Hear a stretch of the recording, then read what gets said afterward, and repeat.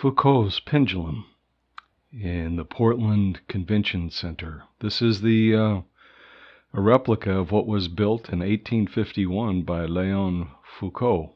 And with the Foucault pendulum, you can show that the Earth rotates. And not only does it rotate, it also has the tendency to be static. So the pendulum more or less marks where the Earth's rotation is around the Sun as well.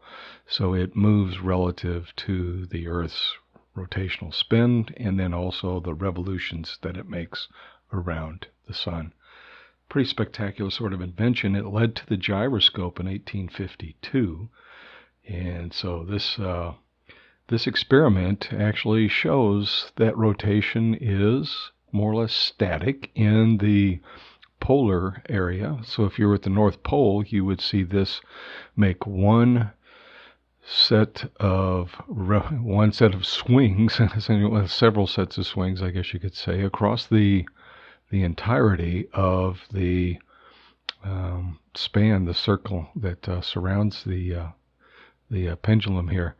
And so as the Earth rotates, the pendulum stays swinging across the axis. It shows the spin of the Earth essentially then.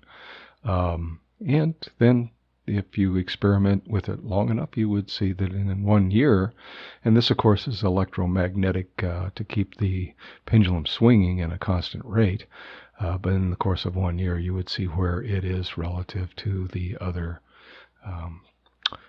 relative to its position around the Sun. So anyway, an interesting sort of observation. It's really kind of neat to see science in the public sphere like this. So Foucault's Pendulum at the Portland Convention Center.